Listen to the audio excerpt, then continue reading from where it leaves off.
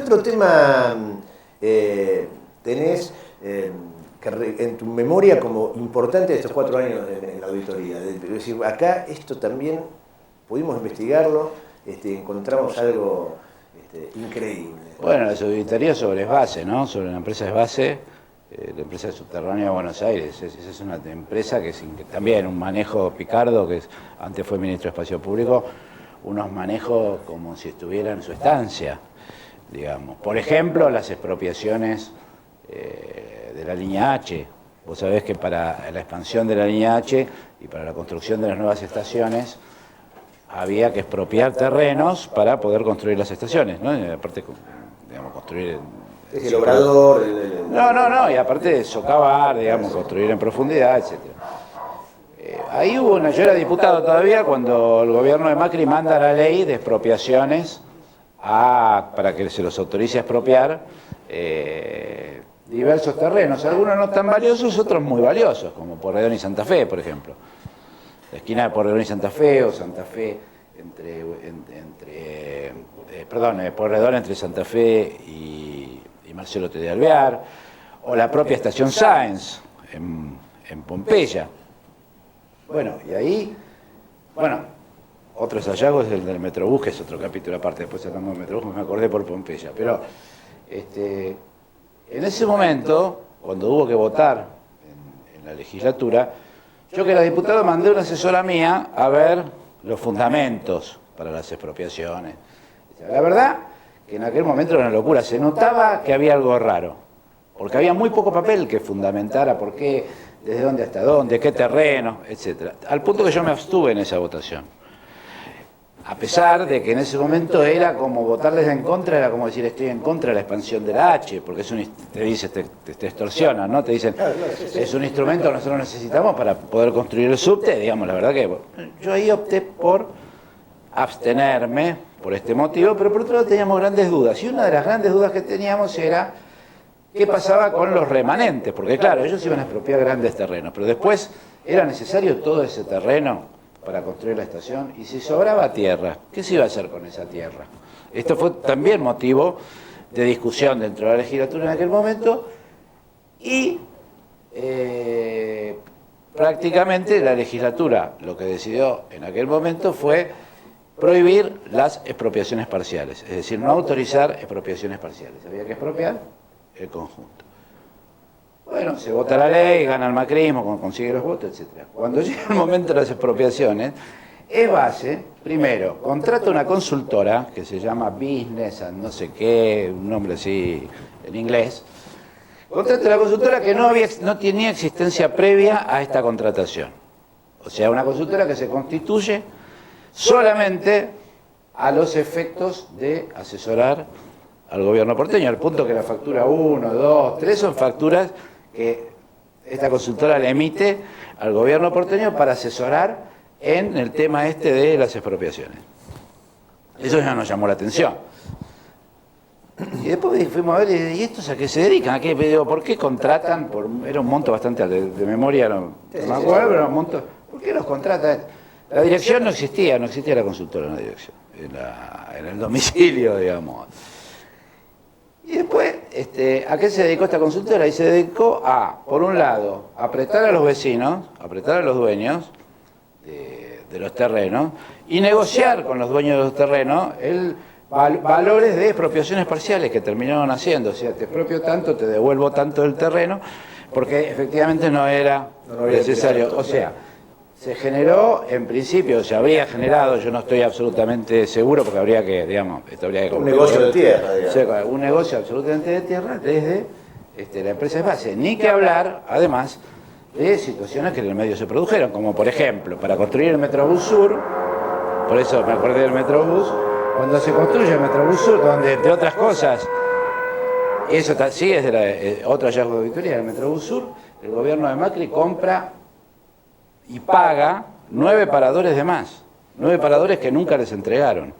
Y a partir del trabajo nuestro de la auditoría, que empezó a meterse en este tema, y se fue con un escribano, etc., es que se hace al final, después de 3 años, una liquidación final donde la empresa reconoce que le debe plata al gobierno. Inédito, yo nunca vi un acta de reconocimiento de 9 estaciones, pero no solo eso, sino que en Pompeya era evidente que no tenía sentido construir la parada que se hizo en Pompeya, en la estación Sáenz, para inaugurar el Metro Sur, porque en el medio es base, es como que había una autoridad de transporte de superficie y otra subterránea. Es base, en el medio estaba expandiendo la línea H, expropiando para construir la estación de Sáenz. Y al mismo tiempo, por arriba van y construyen un parador que después tienen que desarmar al año y medio.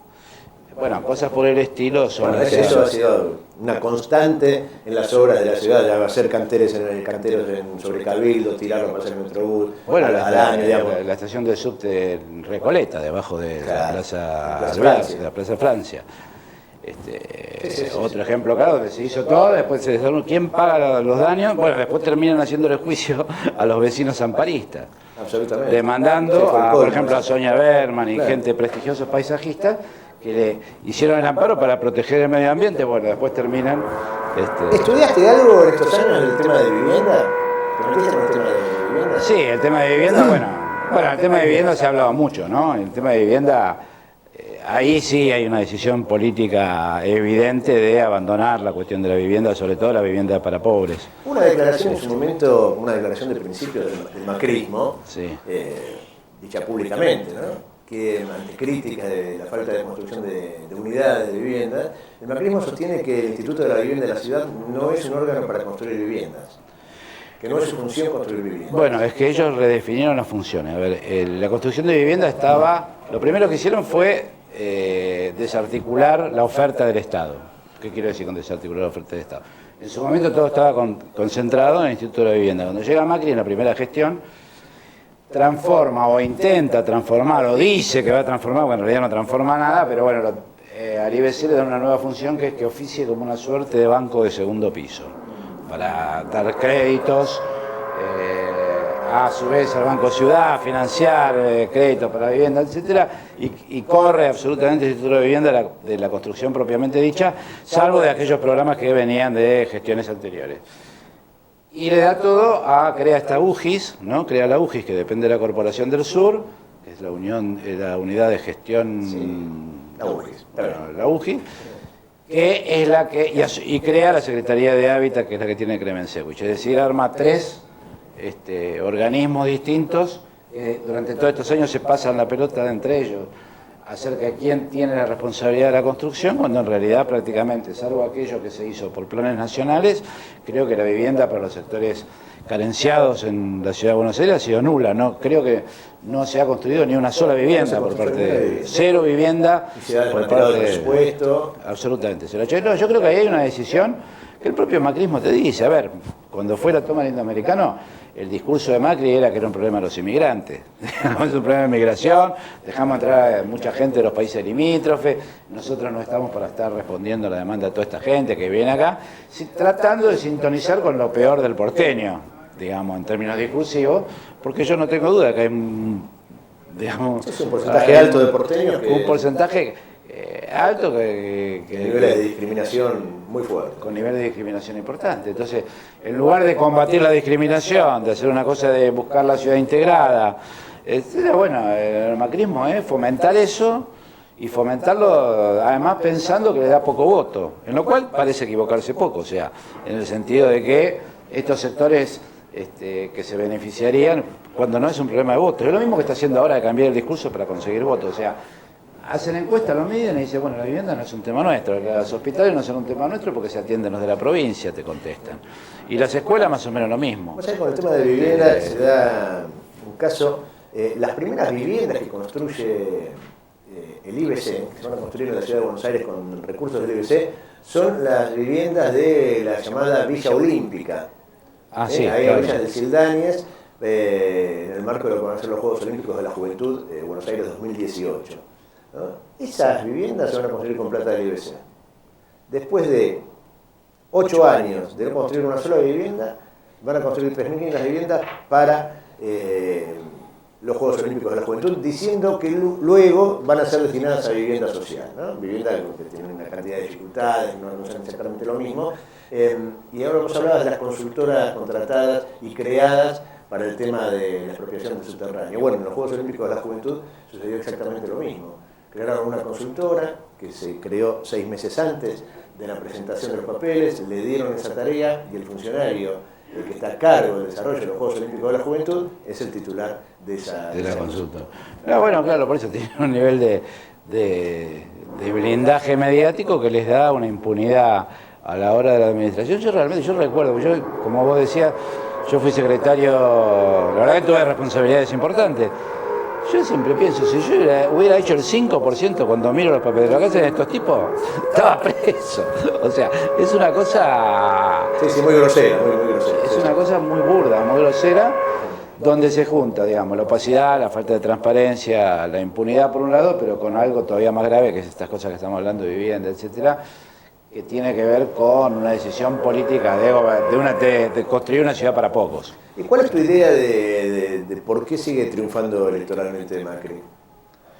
Y esa es una buena pregunta. Yo creo que, primero, porque en la medida en que siga habiendo 3 espacios políticos que se disputen en la Ciudad de Buenos Aires, es difícil ganarle, porque yo creo que Macri ha sabido consolidar un voto propio, primero ha sabido construir una fuerza política, digamos, que no existía de la nada o desde el gobierno, ha hecho una fuerza política, ha construido una marca, que es la marca PRO, con el color amarillo, etcétera, que sin ningún lugar a duda sintoniza con una parte de la población porteña, con lo que sería, hay que ver el mapa electoral del balotaje, creo que es muy claro, ¿no? O sea, cuando yo estuve exilado en España, me acuerdo que los españoles dicen Asturias es España y el resto es territorio conquistado porque los moros no pudieron entrar a Asturias. Digo, bueno, las comunas del norte de la ciudad, Núñez, Belgrano, Palermo, ahí hay una base electoral muy sólida y muy fuerte. El centro está en disputa y el sur están en disputa. Yo creo que el peronismo ha tenido dificultades históricas en la ciudad de Buenos Aires, creo que el macrismo también de alguna manera es beneficiario de las dificultades, digamos, se victimiza y se goriliza en su discurso y sintoniza con sectores importantes de la población en lo que tiene que ver con la discusión nacional. Y lo que tiene que ver con lo local, creo que sí, ahí sí que han tomado partes de la agenda del centro izquierda latinoamericano, lo que tiene que ver sobre todo con espacio público y transporte, porque el Metrobús, más allá de cómo fue hecho, sin duda, y me parece que haciéndolo de verdad, porque cuando yo viajé con Juan Cabandier, fuimos juntos a ver el Metrobús en Curitiba y viajamos también a Bogotá, que es el Transmilenio, fuimos a Medellín, bueno, hay una cantidad de temas de la agenda de las ciudades que el macrismo ha sabido apropiarse, por lo menos de sus títulos, las ha vendido bien y también sintoniza con sectores de los porteños y algunos problemas sin duda también ha resuelto, digamos, o ha mejorado. Yo creo que los motivos es esto. Ahora, del otro lado, me parece que los que estamos de alguna manera enfrente de estas políticas no hemos sabido construir coaliciones políticas para poder ganarle. Yo creo que ganarle al macrismo solamente se le gana por una coalición política, como se le ganó alguna vez, y las dificultades hoy de construir esa coalición tienen más que ver con el alineamiento de las distintas fuerzas políticas respecto de la nacional que con lo local. Yo estoy seguro que con muchos sectores, con sectores que han votado a Lustó, seguramente uno estaría de acuerdo en las cuestiones locales en la mayor cantidad de cosas. Y lo que te divide fuertemente es cómo se ubica ese elector respecto de la cuestión nacional. Parece que hay... Yo pasé por el frepaso, digamos, cuando en el tiempo del menemismo era todo muy fácil, porque estaba Menem del otro lado, o sea, el peronismo había girado a la derecha y se había hecho neoliberal. Con el peronismo haciendo neoliberalismo, todo el resto se juntó, o se pudo armar una coalición. Ahora, cuando el peronismo encarna las políticas que todos soñamos, como es la justicia social, la soberanía política, el kirchnerismo, bueno, ahí es más difícil, digamos, y es donde yo creo se parten las culturas, ¿no es cierto? Porque uno ve, yo porque me acuerdo de la experiencia del Frente Grande y del Frepaso. En el Frepaso estaban social cristianos, socialdemócratas, tradiciones políticas distintas que se juntaban. Echando mano a aquella frase, ¿no? De no nos une el amor sino el espanto. Sino el espanto. Ahora, cuando el amor está gobernando, la cosa se hace más difícil. Pero bueno, yo creo que es un desafío. Pero hay que saber leer bien el resultado electoral, porque este tema de que el 90% del votante kirchnerista, más allá de lo que lo dijeran, fue y votó Lustó, me parece que te está dando una idea clara de dónde, cómo piensa el electorado porteño, ¿no es cierto? Me parece que eso hay que medirlo, y hay que saber hacer política en la Ciudad de Buenos Aires, sobre todo para entrar en la zona centro. Bueno, Eduardo, gracias por haber venido después del 10, aspirás a quedarte en la auditoría. Vamos a ver lo que decidan los compañeros. Es una decisión política. Es una decisión política en la legislatura, difícil. Sí, por supuesto, si me proponen seguir. Igual que me gustaría, Sí, hemos hecho 4 años, me parece que hemos hecho 4 años, la auditoría no existía. Lo que pasa es que en política, viste cómo es, cuando vos decías, antes nadie sabía, ahora todo el mundo conoce la auditoría, quieren ir todos. Bueno, ahí pasó entonces Eduardo Epstein, auditor general de la ciudad.